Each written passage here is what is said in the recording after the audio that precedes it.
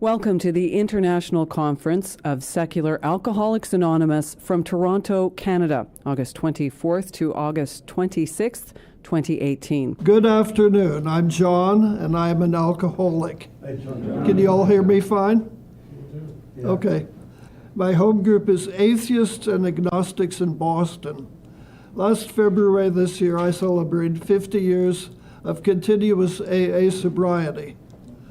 What approach should we take to AA literature? This depends partly on whether we freethinkers, my preferred word, should be content to make a safe place for ourselves in AA, or should try to reform AA, or should split from AA.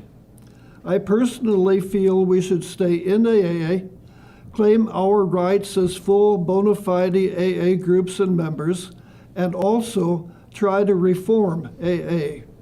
I'm going to suggest changes that ought to be made in AA literature. This isn't just getting rid of the God stuff that doesn't belong there. It's also understanding what's missing, the true AA, the AA that works. Politics has been described as, quote, art of the possible. While this may be true, we should be able to discuss what ought to be, even if this may not be politically correct or feasible in the short run. Now I'll give my opinions on AA literature, bluntly, without beating around the bush. But these are just my opinions. I look forward to hearing from the rest of you in the discussion period. Let's start with the big book. Overall, it is harmful and poorly written.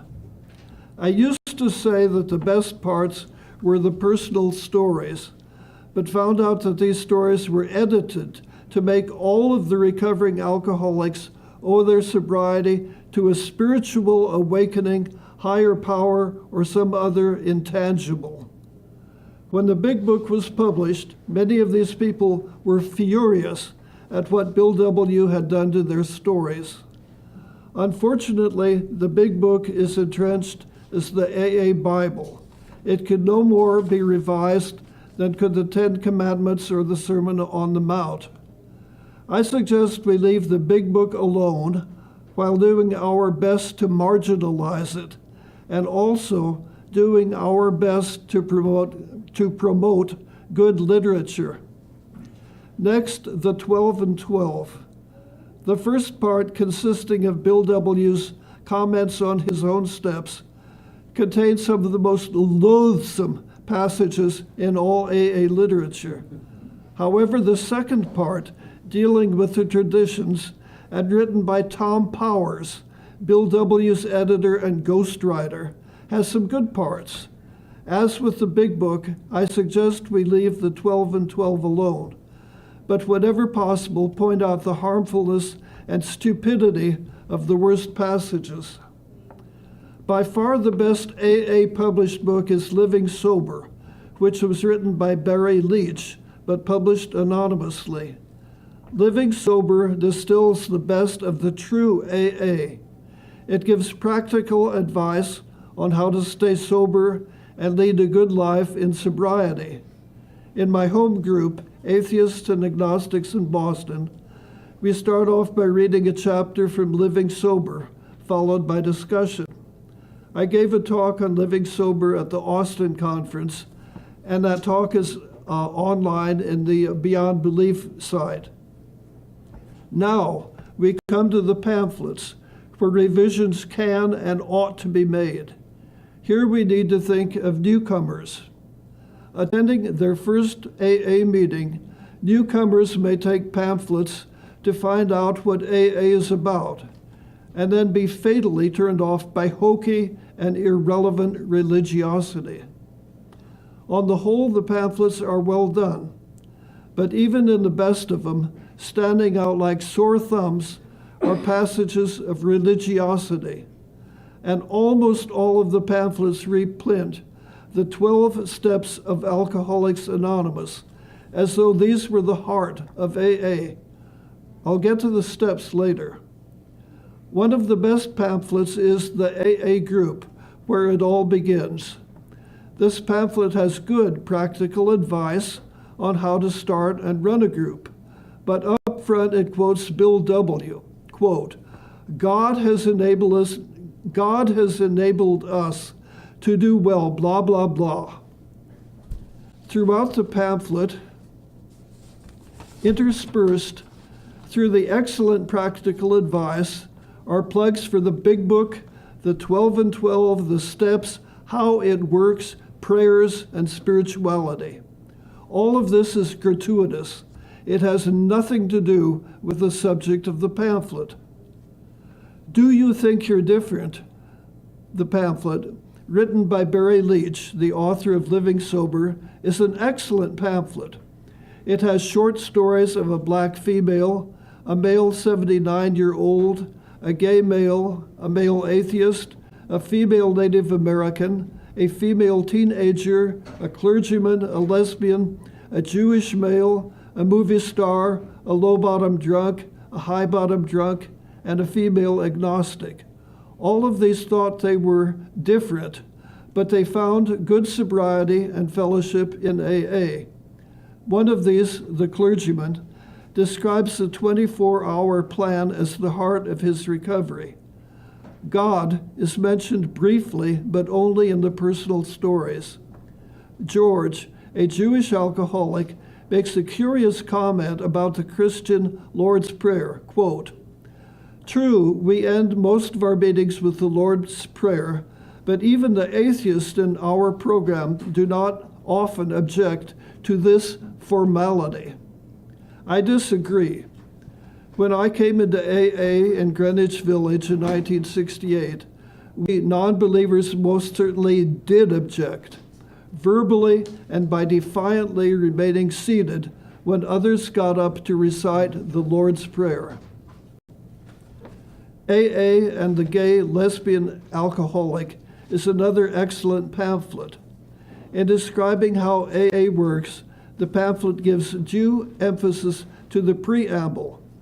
It has a section, We Are Not Religious, which includes the excellent statement, quote, atheists, agnostics, and believers of all religion have a place in AA, provided they stay away from the first drink. Unfortunately, this is followed by a section on the steps, in which they are described as, quote, the heart of AA's recovery program. Then, AA's biggest falsehood is repeated. And this is a quote. These 12 steps are not based on mere theory. Early members of the fellowship analyzed together what they had done to get and stay sober. The steps are a summary of their experience and are a guide toward the spiritual recovery that is now working for more than 1.5 billion alcoholics worldwide. End of quote. None of this is true. When Bill W. presented his newly concocted steps to the group of struggling alcoholics in New York, some of them were furious at his foisting religion on them, when what they needed was to get and stay sober.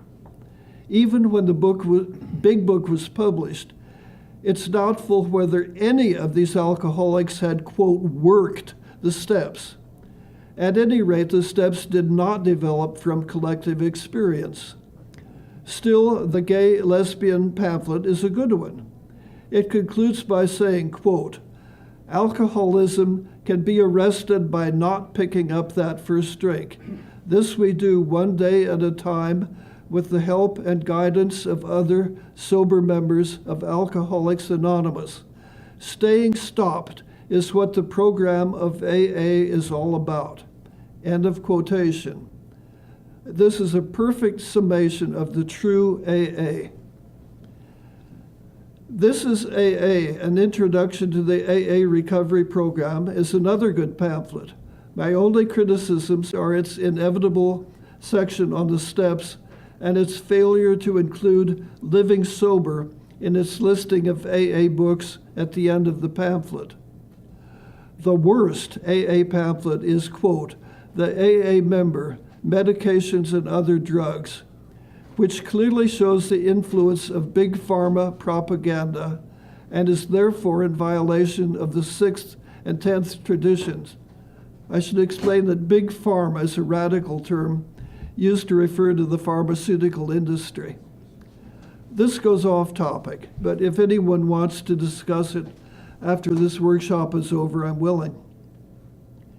The 12 Steps Illustrated is a good pamphlet, despite its repulsively cute illustrations.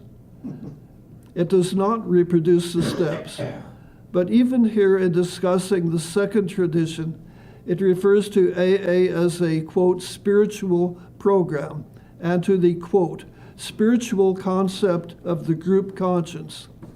To conclude, every single one of the pamphlets should be revised to get rid of the religiosity which does not belong in them. For the most part, the traditions are fine. Unlike the steps, their traditions really did develop out of experience, and they are the reason that AA has survived for 8 decades. However, one change ought to be made.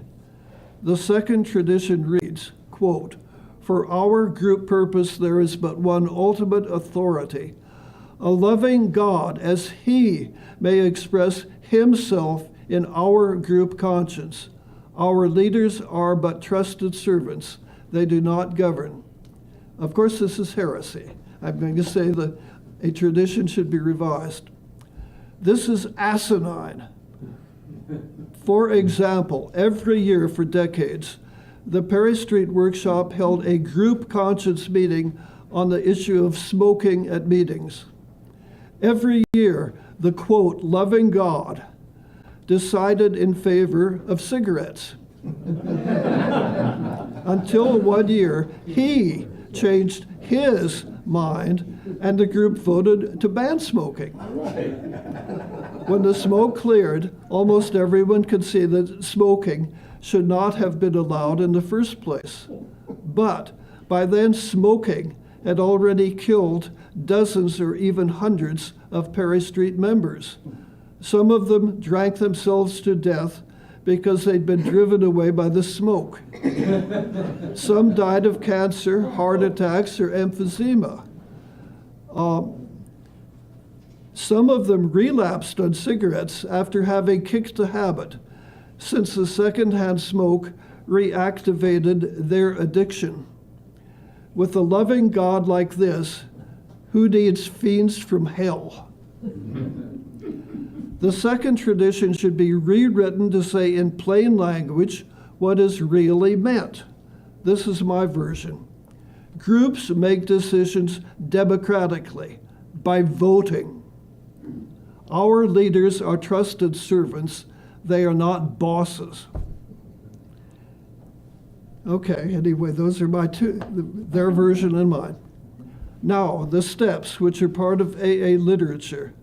Either the steps are the heart of AA, or they are the heart of what's wrong with AA. Do we strive for personality change through the steps? Or does personality change take place through abstinence and time and physical recovery and the fellowship? Overall, I consider the steps harmful and have analyzed them in a book chapter, a searching and fearless inventory of the AA steps themselves. Since the steps are sacrosanct, it would be futile to try revising them, although we can make secular versions for our own meetings. In the short run, I propose one change. The word suggested should be added, or rather restored, to the header above the steps, which would then read 12 suggested steps, or the 12 suggested steps of Alcoholics Anonymous. When I came into AA 50 years ago in Manhattan, the hand-lettered 12 suggested steps were on the wall of the Perry Street Workshop. In the first and second editions of the Big Book, the steps are listed only in the 5th chapter, but not separately, and they are merely suggested as a program of recovery. The word suggested was included in the header of the steps, whether in pamphlets or roller blinds. Even now, many older groups still have suggested above the steps, as does this later. Well, I forgot to bring it. I bought a little credit card sized thing online which still says 12 suggested steps. It was wrong that the word suggested was ever dropped. We should demand, yes, demand, that it be restored in all AA publications and in the roller blinds.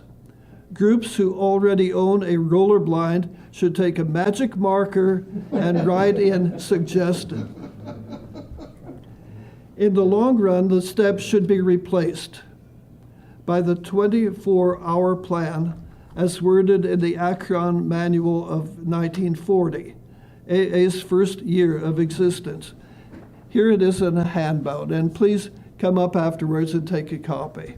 This is as old as you could get in AA literature. It may go back well before Alcoholics Anonymous, but I put together a statement from the Akron Manual. I edited only slightly to get rid of some religious stuff, like a reference to the Sermon on the Mount, which had nothing to do with staying away from a drink. Okay, the 24-hour plan has always been at the heart of the true AA. It was by 1940. It was in the early 1950s when a friend of my father's joined AA, and it was in 1968 when I came in. There are 3 conference-approved and AA-published histories: Alcoholics Anonymous Comes of Age, A Brief History of AA, Dr. Bob and the Good Old Timers, a biography with recollections of early AA in the Midwest, and Pass It On, the story of Bill Wilson and how the AA message reached the world. If we were to go into these histories, this workshop would go on for several days. Suffice it to say that all 3 are reasonably well written. All of them toe the party line, and all have false statements, as well as important omissions. I like the Dr. Bob book the best. His character defects are not covered up. He was in many ways an irrational and intolerant man. The book gives at least some credit to the Clevelanders for creating the AA we know today. Alcoholics Anonymous Comes of Age was written by Bill W. At least he got the royalties, although it was really written and edited by ghostwriters. I've read many of Bill's handwritten letters in GSO in New York, and believe me, he always needed help in writing. There is interesting material here, but unfortunately, one cannot be sure all of it is true. Pass It On is more hagiography than history. Bill's worst misdeeds are glossed over, minimized, or concealed. Still, the book has useful information. We learned that Bill received royalties not only from the big book, but from 3 other books as well. The anonymous writer writes, quote, Bill's royalty payments were his only source of income, end of quote, which sounds as though Bill and Lois were just scraping by. In fact, Bill was receiving millions of dollars in royalties back when $1 million was truly a fortune. In contrast, Barry Leach received only a one-time payment for writing Living Sober. When it became a bestseller, he requested that AA grant him some royalties. AA refused. We should think beyond conference-approved literature. The best book on alcoholism, in my opinion, is Under the Influence by James R. Millam. I also forgot to bring it. I was going to hold it up. There are also books by those who write for AA Beyond Belief and AA Agnostica, who have contributed to our movement. Anyway, I have my own book, a table in the ballroom over the corner. Our literature should be truthful. Perhaps a few of the more egregious errors in AA's authorized history could be corrected, not to mention typos, which are still there. But thorough revisions will never be done. We need our own literature, and we have made a good start in the past decade. I would like to see honest and discerning histories which treat Bill and Bob fairly, but critically. For example, I'd like to see a debunking of the absurd notion that Dr. Bob's last drink constituted the founding of AA. I'd like to see a well-researched history of the first years of AA in Cleveland, where the best features of AA came into being. On financial matters, we should be open and above reproach. It should always be clear who profits, through royalties or otherwise. We should realize what we're up against. AA literature represents a substantial industry which won't welcome criticism of its commodities. We should be persistent, courteously militant, and vigilant. We should not be timid, for intellectually and ethically, the high ground belongs to us, not to the big book thumpers. It is we who represent the true AA. Thank you, that's it.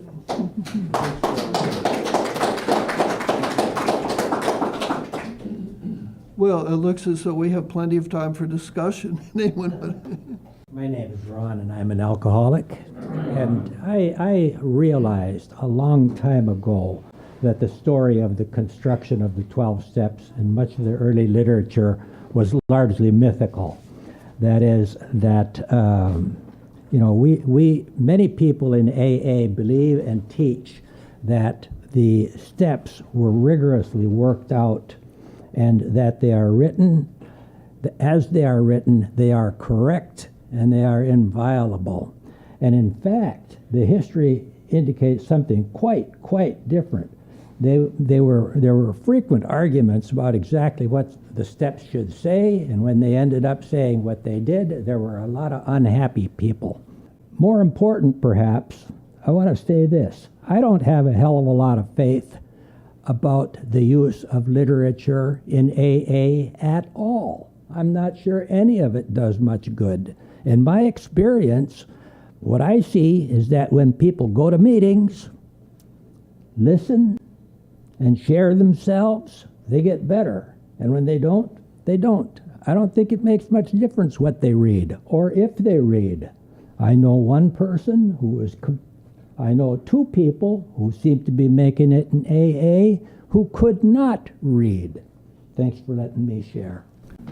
Thanks. On the steps, a matter of recovery, I think they're a very poor guide. I mean, they're no guide to physical recovery or financial recovery or social recovery or a lot of other things. I mean, in my recovery, things like diet, exercise, good advice on business matters, all of that mattered.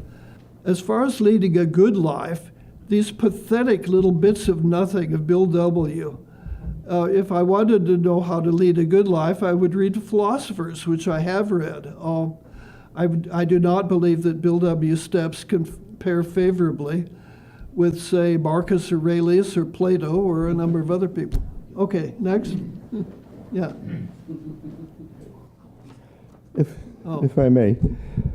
Good afternoon. My name is Marty. I'm an alcoholic. I talked to John earlier regarding this. I belong to a group up in Massachusetts, the Dudley Day at a Time group, which is a speaker or traveling group.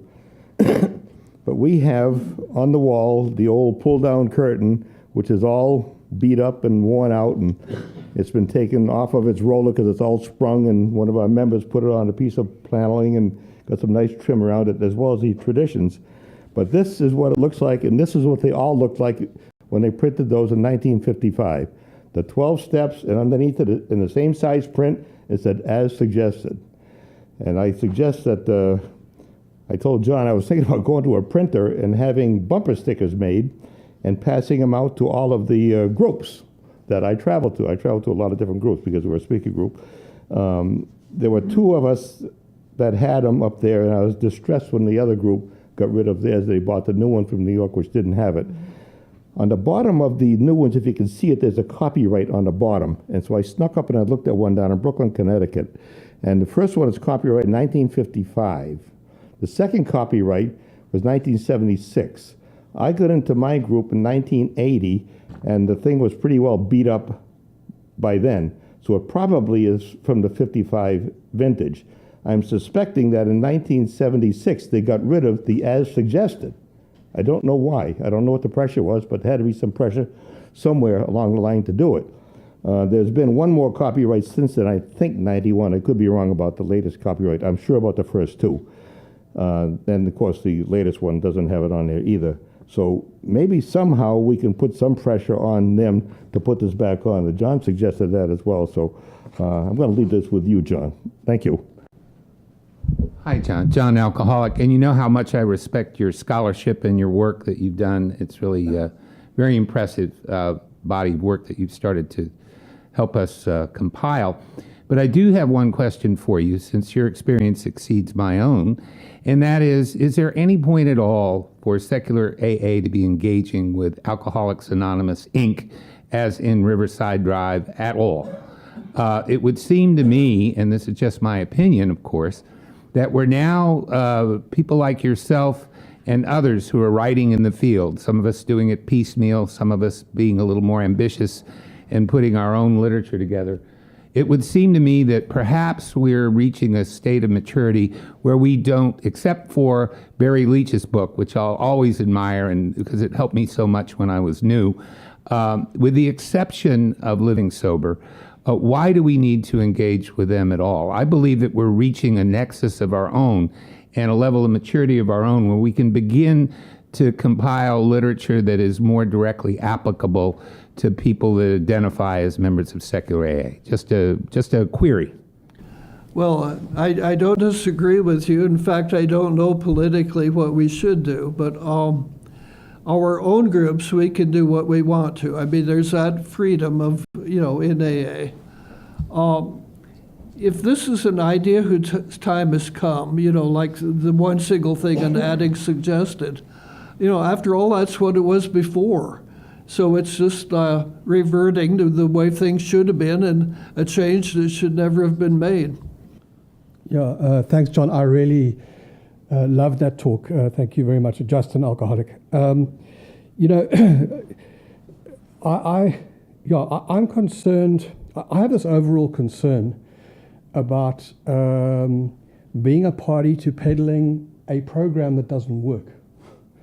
And my concern is the research tends to show that the success rates of people working the 12 steps and the relationship between working the 12 steps in any form and sobriety is incredibly limited. I've seen between 8 and 20% reflected, and I've seen evidence which shows that the program is something like 38th on the list of programs in terms of efficacy.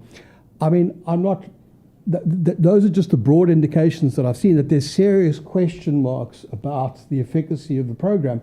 On the other hand, what it seems to me, just on the basis of my experience, is when I look at all the different fellowships, Refuge Recovery, Smart Recovery, the HAMS movement, Alcoholics Anonymous, Narcotics Anonymous, etc., what seems to work for everybody is this business of connection and getting together and talking to each other and solving the problem. Now, when I combine your idea that you're not too sure, or the idea reflected here, we're not too sure to what extent the literature helps in any event, we add to that the program that we've adopted and developed over the last 70 or 80 years or whatever it is appears to be rather ineffective. What on earth are we doing peddling this stuff? Well, to me, again, the true AA are two things, the 24-hour plan and the fellowship. And the fellowship covers a lot. One reason I feel reluctant to simply leave AA is that when I travel, there are AA groups all over the world, small towns, big towns. And I like the freedom of, if I'm in a city where I don't know a single person, that I can go to an AA meeting and find a type of fellowship. And I would say that in Europe, there is a lot less religiosity than here. And so it doesn't bother me that much. But I really don't know. I'm not that, much of a political person. Yeah. My name's Bob. I'm an alcoholic. Hi, Bob. First of all, I think there's never been a better time for the secularist in AA than today. And with self-publishing, we're publishing our own literature and new books yearly, monthly, different ways to work the steps, ways to ignore the steps, do this. It's interesting. Living Sober is the most reviled book by fundamentalists, and fortunately, fundamentalists don't read much, or they would understand the Akron Manual has a lot of similar stuff to what's in Living Sober, which is practical human suggestions and exercise and go to a lot of meetings, and it's all in the Akron Manual. So I think AA is going to, I'm a little frustrated with getting to try to change AA. I'm from this area, and there is scarcely a meeting that doesn't end with the Lord's Prayer, which is a contradiction of our own principles, and we can't get them to change that. I don't think we're going to get them to change books and pamphlets in a significant way. I think AA is going to become completely open to change about 10 or 15 years after it's too late, and it's headed in that direction now. The membership is shrinking. Started shrinking about the time I got here. I choose not to take responsibility for that, but it was about 2.4 then, and I will probably drop under 2 million members soon. And how many of those are really members? We belong to an AA group. We got lists with people that haven't been seen for. So what's the real membership? What's the real effectiveness? It's not tremendous, but the gathering together and the connection. I like being part of the bigger whole. Over a few decades, I've come to tolerate stuff that used to bother me more than it does now. But trying to, we're going to be the tail trying to wag the dog, and I'm not optimistic about that. So we're creating our own literature. Some of it's fantastic, especially a little history book written by a Bob K. guy. Thanks.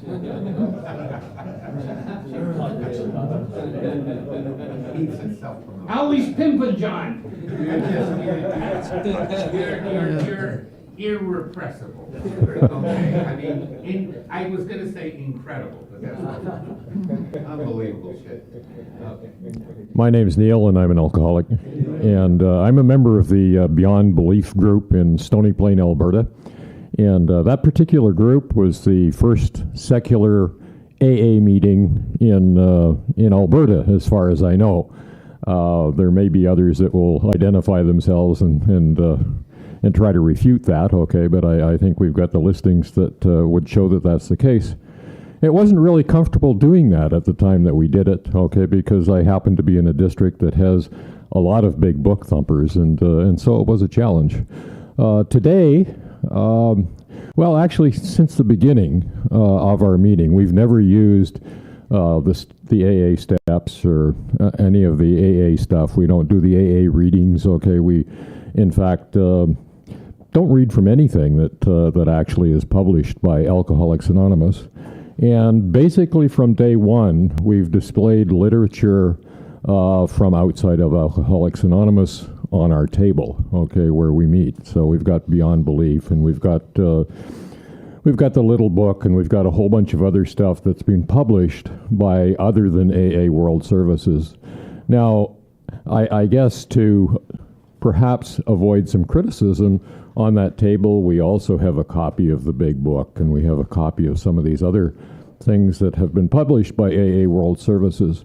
We make it clear to newcomers, okay, that yes, this is literature that's published by AA, this is literature that's published by other people that a lot of our members find helpful, and we don't put down the AA stuff, and we, basically don't exclude the fact that that people might use that and find it useful. But I think that today there is a lot of really useful stuff that's been published by members of our like or our ilk, and I really appreciate all of the work that's been put into it by people.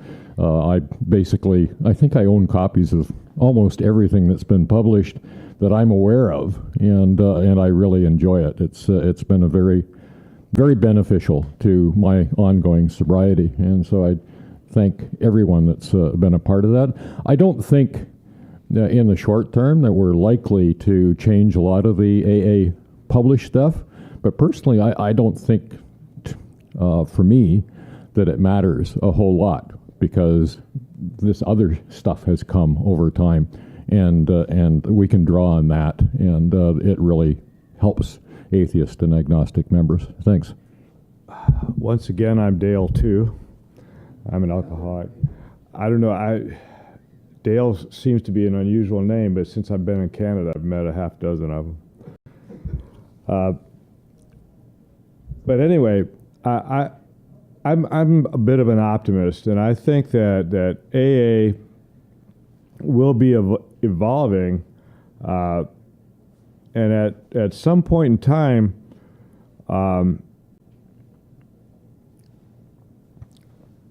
secular AA, what we have going on right here, will be traditional AA. And we're at the beginning of that evolution, I think, or somewhere in the middle. I'm not sure where to actually place us, but we're part of the evolution wherever we're at, and we're not going to be changing AA's literature. They love this shit. and they're not going to change it. It's the big book is a huge money machine, and it's just not going to happen. So we provide our own literature.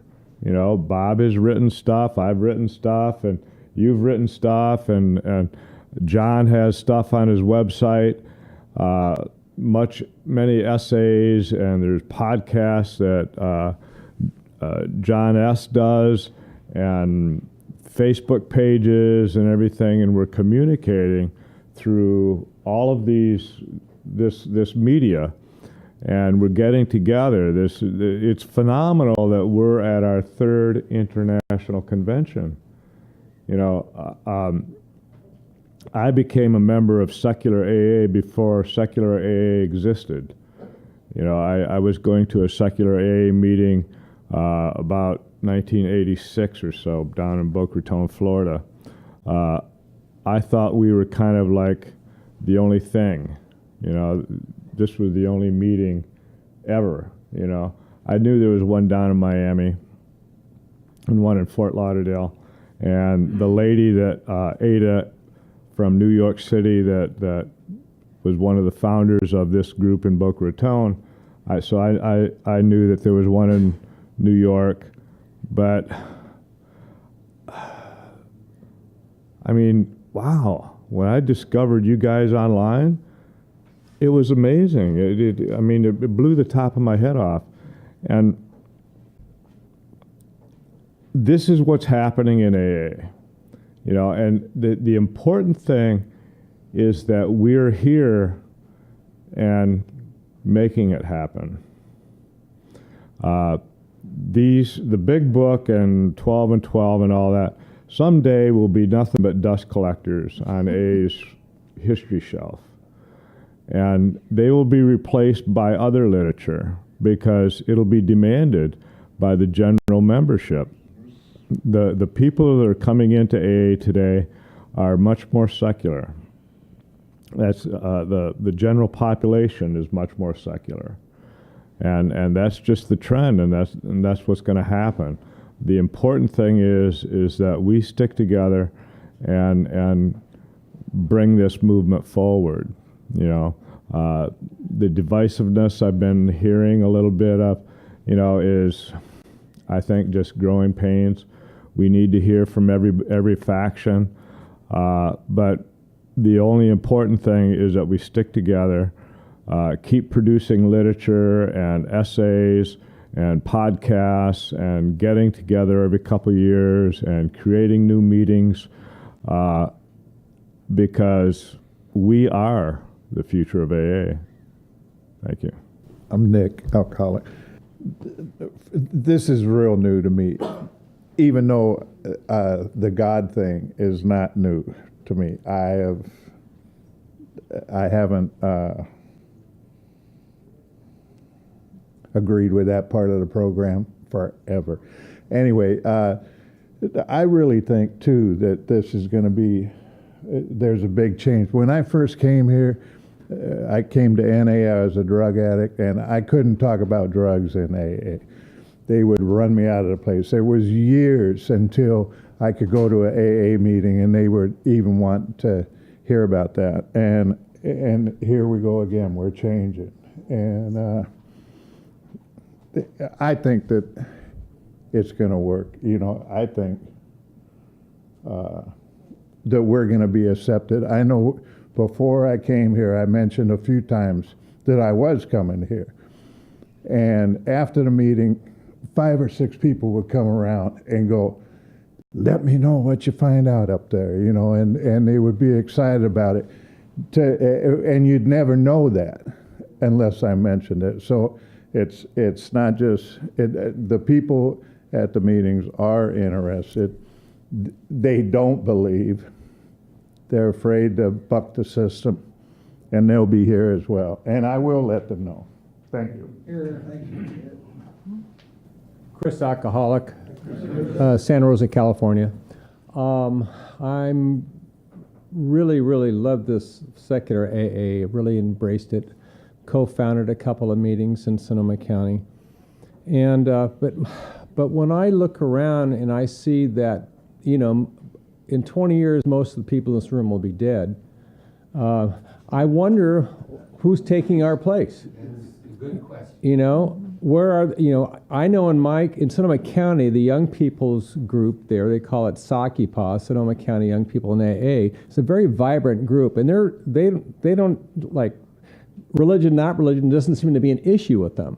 They get together, they're high energy meetings, they have a great time, they do fun things together, and they're like another universe. And I think that they are our future, the millennials. And I just wondering if we don't attract a lot of young people to our secular meetings. You know, they have young people's groups. So I'm just wondering how we're going to help be part of the future. I think we're going to become irrelevant in the future because religion's not going to be relevant. So it's I'm just throwing things out there because I observe. I'm a part of general service. I look what's going on in our county, and I want to make sure that there's a solution available to everybody. And I think the social model will always be relevant, no matter how much public we have social media. But people need to see each other and talk with each other.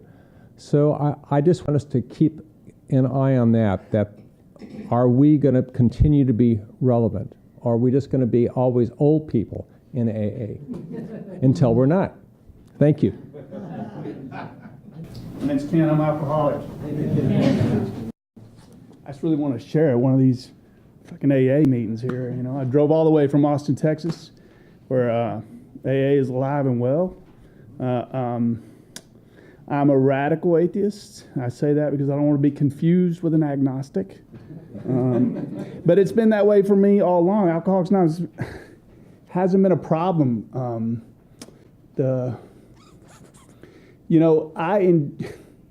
contrarian, not for nothing. And I met a lot of contrarians in Alcoholics Anonymous who would argue with a fence post, you know, and I would flip and take the other side of the argument, no problem. And I found that to be true for a lot of us, you know. Opinions are like assholes in Alcoholics Anonymous. Everyone has at least 2, you know what I mean? I don't read any of y'all's books, and I haven't listened to a single podcast yet. And I'm familiar with AA conference approved literature, And I stand on the fact that Alcoholics Anonymous has a long history of atheism from the very beginning. Otherwise, we would have been just another temperance movement, like so many temperance movements before Alcoholics Anonymous. You know, I'm not here to save my soul. I'm here to save my ass. It's not a matter of life and death. It's much more important than that. You know, and I'm not here to separate myself from the traditional AA meetings. That's not why I go. I go to 2.5 atheist agnostic meetings a week. I go to 2.5 that aren't. I'm not there to get, my atheism on. I'm there because I know this, I came here completely bankrupt on every level. I traded every principle I ever had for a drink or a drug. And I would rob you maybe once, but I could rob the people I loved and loved me over and over and over again. And I did that for so long that it ruined me. Okay, when I got here, I had no resources left. And if they had said, stand on your head and stuff spoons in your fanny, my answer would have been, get the spoons. It would have had to be once I was ready for this message. So now what do I do now? I found out, because I burned out my pleasure center a long time ago. And I found out that happiness for me is usefulness. And Alcoholics Anonymous provides me that opportunity, unique to any other place. I can go to NA, or I could go to church, or I could go to the psychiatrist's office, and they may have this. They may have it. But what I found here is unique. I guarantee it's here. It's the love of one drunk for another. And that to me, it may be in those other places, maybe, but I guarantee it's here for me. And so what do I need to do? I have to find a place here that I'm useful, and I certainly think that I would love to be really good at working with, runaway teenage girls, okay? That would be great. I'm no good at it. But if you're a middle-aged, newly divorced, newly sober male, I probably got something to share with you, you know what I mean? And that's what I've learned here, and that's when I'm most effective as far as I'm concerned. And I certainly think that, I drove all the way from Austin, and so I was definitely going to get up and say something to all you unconventional conventionists. So hopefully, I've been trying to get thrown out of these meetings for a long time, but this would be a bad place for that to happen.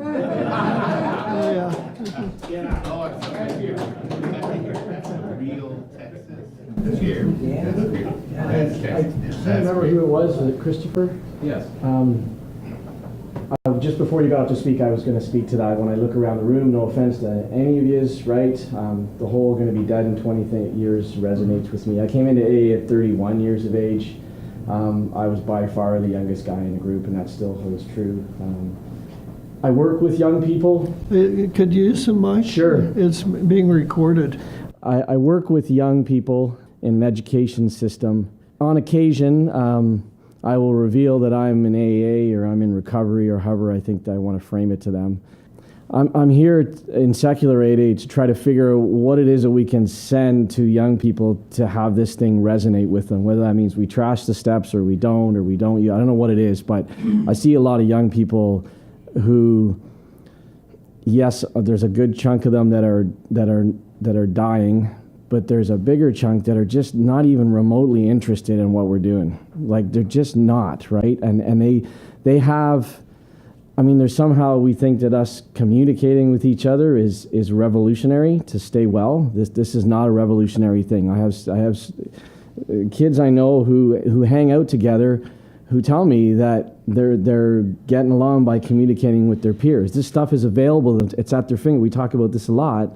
It's at their fingertips. They're not interested in sort of they almost look at AA like a religion, like it's a formalized thing. We've heard this before, but even in secular AA, we fall victim to this process again of putting it into here, buy this thing, right? And they're just not interested. So I'm curious if anybody has any way of, because I don't know what, we started our free thinker thing in Whitby because I thought, and we did, we got a little bit of the market. None of them are young. And none of them, like none. Half of them are people who were in traditional AA who decided that they were fed up with that, and we gave them an out. but we're not getting any young folks. So I'm curious if anybody has any thoughts on. I think we're the future, but this future in this room is going to be gone. So who's behind us, right? I don't know. That's what I'm worried about. Anyway, do come up and take one of my handouts and check out my book in the ballroom, A Freethinker in Alcoholics Anonymous. This talk was recorded at the Toronto Marriott Eaton Centre. For more information and more recordings, visit seculara.org. Were you at that meeting? You at the K Street meeting? Is that where you go? Yeah, that's where